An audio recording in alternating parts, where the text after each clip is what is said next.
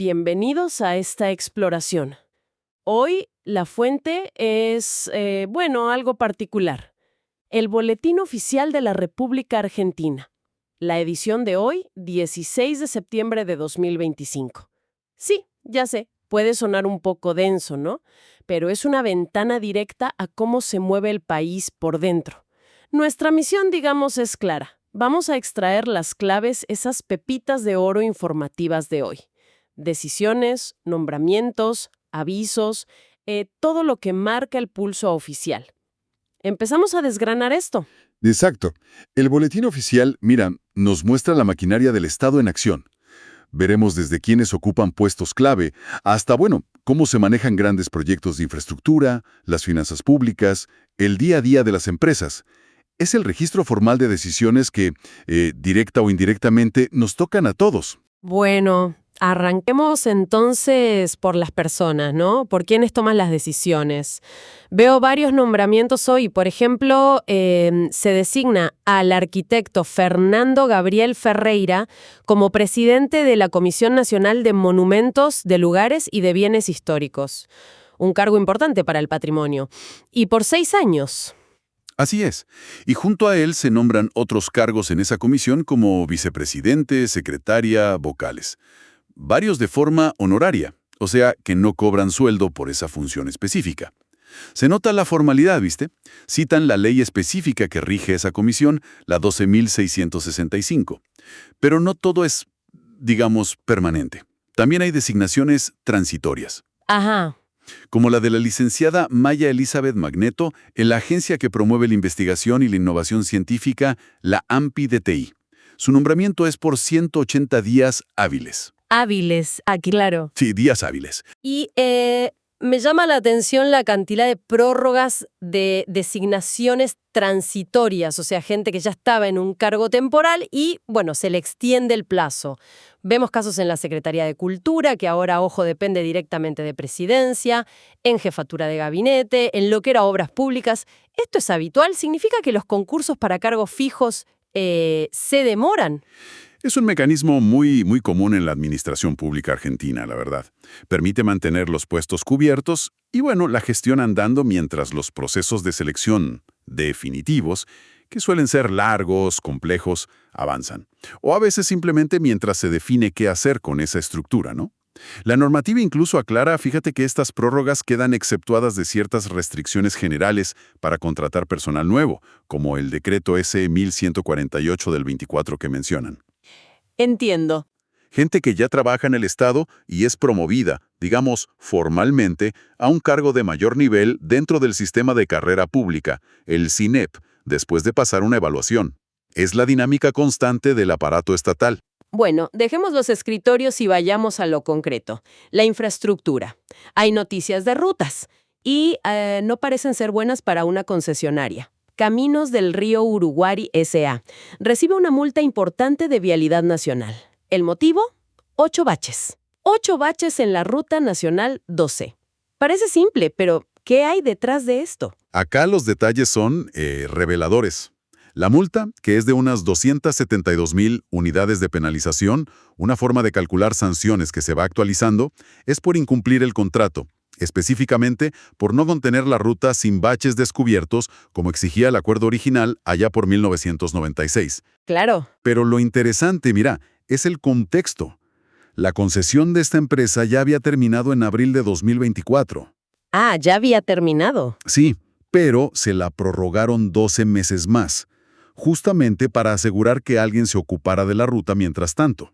El tema es que estos baches se detectaron en marzo de 2025, o sea, casi al final de la prórroga, y parece que no se arreglaron antes de que terminara esa prórroga extendida, en abril de 2025.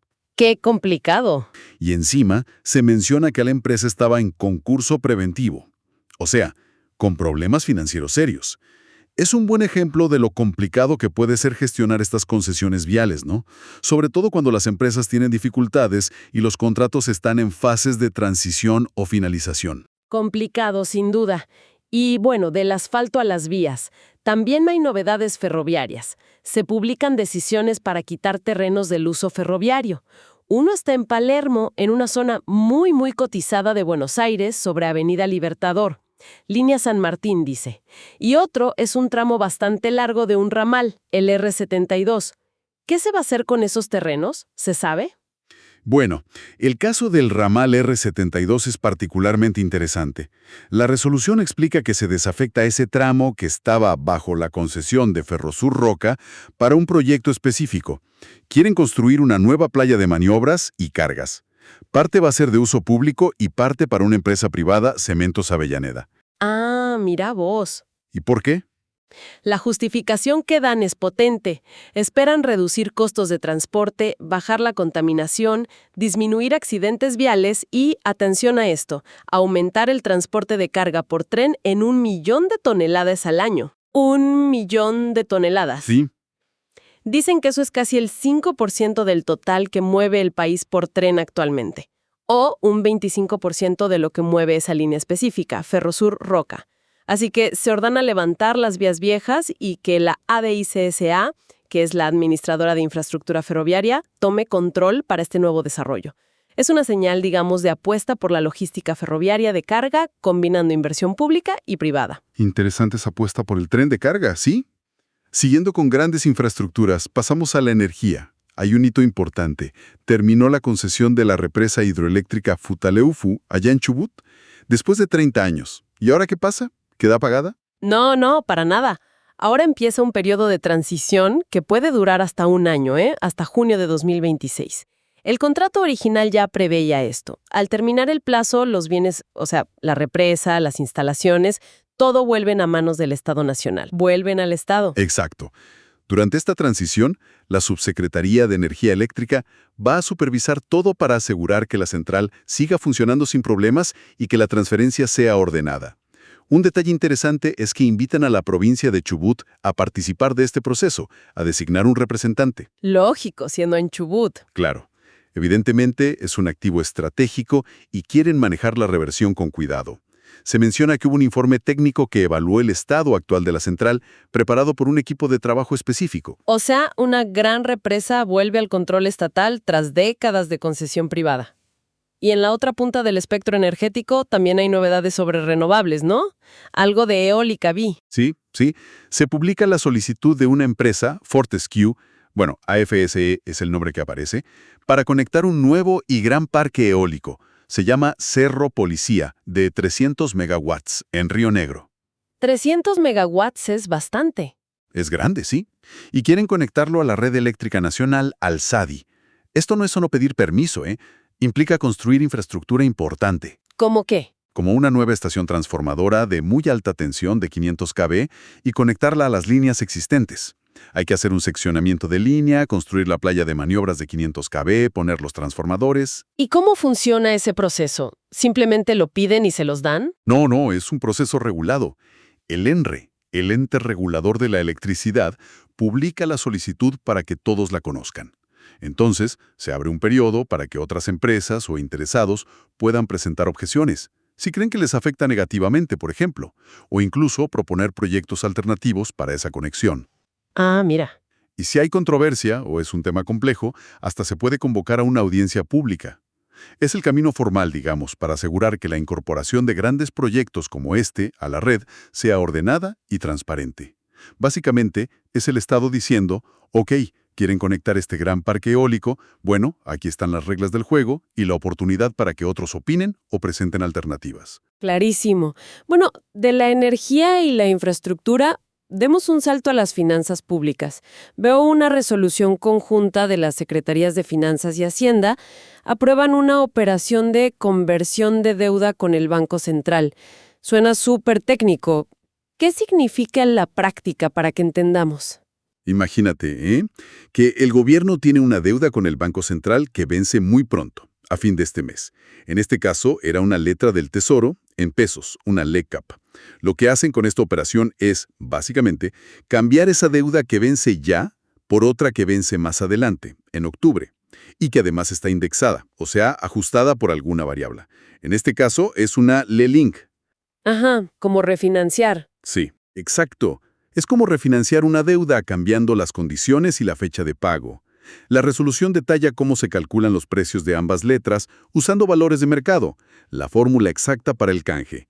Es parte de la gestión constante que hace el Tesoro para manejar los vencimientos de la deuda pública, algo bastante habitual en realidad. Entendido. ¿Cómo manejar las fechas de pago de las tarjetas, pero a escala país? ¿Más o menos? Algo así, pero un poquito más complejo. Me imagino. Y otra resolución conjunta, esta vez entre Justicia y Economía. Autoriza abrir 2 cuentas bancarias en dólares para el Ministerio de Justicia. ¿Por qué necesitan cuentas en dólares específicamente? Tiene una explicación específica, sí. Se relaciona con un nuevo sistema para administrar los bienes que se recuperan de delitos. Pensé en narcotráfico, corrupción, lavado de dinero. Bienes recuperados del delito. Eso mismo. Muchos de esos bienes recuperados son justamente dinero en efectivo o activos financieros en dólares. Como la cuenta principal del Tesoro, la cuenta única, es en pesos, Claro. necesitaban estas cuentas especiales en dólares para poder manejar esos fondos sin que pierdan valor por el tipo de cambio, y también para mantenerlos separados según si provienen de la justicia nacional o federal. Es una herramienta, digamos, para que la plata recuperada del crimen organizado no se evapore y pueda ser reutilizada eventualmente. Ah, tiene todo el sentido práctico. Bueno, también vemos cosas más del día a día financiero, ¿no? Un ajuste en impuestos a los combustibles, una resolución de la Arca y el Banco Nación publicando sus tasas de interés actualizadas para cierto tipo de préstamos a empresas constructoras. Diferencian entre pymes y no pymes. Veo que usan una tasa de referencia llamada TAMAR más algunos puntos. Exacto. Son ejemplos de la actividad regulatoria y financiera cotidiana. En esa misma línea, el Banco Central también emitió un par de comunicaciones, la A8318 y la A8320. Ajustan algunas normas que deben seguir los bancos. Por ejemplo, cómo deben informar sobre sus grandes exposiciones al riesgo de crédito. O sea, cuánto le prestan a sus clientes más grandes, para evitar concentración de riesgo. Y sobre el efectivo mínimo, que son las reservas que obligatoriamente deben mantener. Detalles técnicos. Muy técnicos, sí, pero cruciales para la estabilidad y la supervisión del sistema bancario. Bueno, cambiemos de tercio. Pasemos ahora al mundo del trabajo y las empresas. Veo actividad en la Comisión Nacional de Trabajo Agrario. Fijaron nuevos sueldos mínimos para tareas muy específicas. Plantar camote en Mendoza y San Juan, manipular granos en San Luis y trabajar con la cebolla en Santiago del Estero. ¿Esto debe ser importante para esos trabajadores? Importantísimo. Son ajustes salariales clave para esos trabajadores rurales, que además se negocian por región y por actividad específica. Y además de eso, vemos que el Ministerio de Trabajo homologó, o sea, dio validez legal a varios acuerdos entre empresas y sindicatos. ¿Acuerdos de qué tipo? Bueno, algunos de estos acuerdos parecen ser suspensiones temporales de personal, pactadas. Se hacen bajo una figura legal, el artículo 223 bis de la Ley de Contrato de Trabajo, que se suele usar en momentos de crisis o baja producción. Otros acuerdos mencionan que ciertos pagos a los trabajadores no se considerarán remunerativos para calcular los aportes a la seguridad social, salvo para obra social y ART, eso sí lo aclaran. ¿Y eso por qué sería? Puede ser parte de una negociación en un contexto difícil. De hecho, en un caso se menciona explícitamente que la empresa está en un procedimiento preventivo de crisis. Son reflejos claros de la situación laboral y económica en sectores específicos. Entiendo. Y la sección de sociedades siempre trae movimiento. Hoy se destacan aumentos de capital que son enormes. Ara San Benito lleva su capital a más de 11.000 millones de pesos. Una cifra impresionante. Southern Copper Argentina también informa varios aumentos que la llevan a más de 4.700 millones. Esto indica mucha inversión nueva. Puede indicar varias cosas, la verdad. Puede ser capitalización de ganancias que ya tenían, nuevas inversiones de los socios o a veces ajustes contables por inflación, aunque las cifras son muy grandes. Pero sí, el volumen es notable. Y no son los únicos, ¿eh? Brinks Logística, PS Cafayate también muestran aumentos significativos. Y no solo aumentos de capital. No, claro. Además de los aumentos, hay fusiones de empresas una que absorbe a otra, GPB con Industria Argentina del Descanso, por ejemplo, y una escisión. ¿Escisión? Sí, es cuando una empresa se divide. En este caso, Los Terruños separa una parte de su patrimonio y esa parte se fusiona con otra empresa, Emprendimientos Nuevo Oeste. Son reestructuraciones societarias. Y claro, la creación de nuevas sociedades. Muchas SAS, Sociedades por Acciones Simplificadas, y SRL, Sociedades de Responsabilidad Limitada. Me llamó la atención una nueva SAS llamada Trazalogy Eurolatam. Tiene socios españoles y argentinos y se enfoca en trazabilidad y logística. Suena muy específico. Sí, puede ser interesante. Y también es curioso ver que muchas de las nuevas empresas tienen objetos sociales increíblemente amplios, como si pudieran dedicarse a casi cualquier cosa. Construcción, servicios, tecnología, gastronomía. Eso es común. Esa flexibilidad en el objeto social es bastante típica de las SAS, que justamente buscan agilidad. En conjunto, todos estos movimientos, aumentos de capital, fusiones, nuevas empresas en rubros tan diversos, pintan un cuadro de dinamismo empresarial. Muestran que hay reestructuraciones, inversiones, nuevas apuestas, a pesar de las complejidades económicas del contexto, ¿no? Sí, parece que sí. Bueno, para ir cerrando este panorama del boletín, llegamos a la última parte, los avisos legales y notificaciones. Son cosas más puntuales, pero importantes para los involucrados. La aduana, por ejemplo, publica listas de mercaderías retenidas. Dicen que están en presunta infracción o abandono e intiman a que se regularice la situación. Sí, eso es habitual. Y también están los edictos judiciales. Citan a personas por temas aduaneros como a un tal Silvio Mario Rabellato o Mohamed Farouk Ula. También notifican quiebras de individuos y empresas. Hoy aparecen Azucena Noemí Rey, CR Trade S.A., Chequica SRL, Martín Francisca Yolanda. Son varias. Nombres que seguramente para alguien son muy importantes. Claro. Y anuncian remates judiciales de propiedades. Vemos remates de inmuebles de empresas en liquidación o quiebra, como una de Escudos Seguros y otra de Becas S.A. También hay avisos del ENACOM, el ente de comunicaciones. Informan sobre licencias de radio que caducan o sanciones a empresas de telecomunicaciones. Y algo relevante del Congreso. Se inicia formalmente el proceso para seleccionar al procurador penitenciario. Es quien controla las cárceles federales, ¿verdad? Exactamente. Un cargo de control importante. Y una última nota que aparece. Se informa que un tratado internacional que ya fue aprobado por ley, la 27.760, entrará en vigor en unos días, el 19 de septiembre. Son todas piezas de información que, aunque parezcan dispersas, completan el cuadro de la actividad oficial, regulatoria y legal del día. Muestran cómo el Estado interactúa con ciudadanos, empresas y otros países en múltiples niveles. Realmente es un torrente de información. Nombramientos, multas, concesiones que terminan, nuevas reglas financieras, empresas que se mueven, avisos legales. Es fácil perderse si uno lee el boletín así nomás, sin una guía. Cierto. Pero al agruparlo por temas, como hicimos, empiezan a surgir líneas más claras, ¿no? Vemos la constante adaptación de la estructura estatal, con nombramientos y prórrogas. Vemos las idas y vueltas en grandes proyectos de infraestructura, con avances, como lo del tren de carga, y problemas, como los baches y la multa. Ajá. También la gestión financiera del día a día, con la deuda, los impuestos, las tasas. Un sector empresarial que, a pesar de todo, sigue activo y buscando oportunidades o reestructurándose. Y el funcionamiento normal, digamos. Claro, el funcionamiento, a veces lento pero constante, de los mecanismos legales y regulatorios, desde las quiebras hasta la entrada en vigor de tratados. Entonces, si tuviéramos que quedarnos con una pregunta, una reflexión, después de esta inmersión en la letra chica del Estado, ¿cuál sería para seguir pensando? Buena pregunta. Quizás la pregunta clave que nos deja este boletín y tantos otros es ¿hasta qué punto toda esta actividad administrativa que es tan formal, tan técnica a veces, logra traducirse en mejoras concretas o respuestas efectivas para la gente, para los sectores productivos? Claro. O sea, ¿son estos procedimientos los engranajes necesarios, indispensables, para que el país funcione? ¿O a veces la propia burocracia, con sus complejidades y sus tiempos, termina siendo un obstáculo, o incluso un fin en sí mismo, dificultando los objetivos que supuestamente se buscan? Es una tensión permanente, creo yo.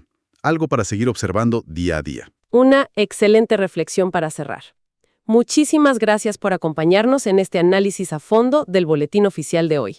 Hasta la próxima.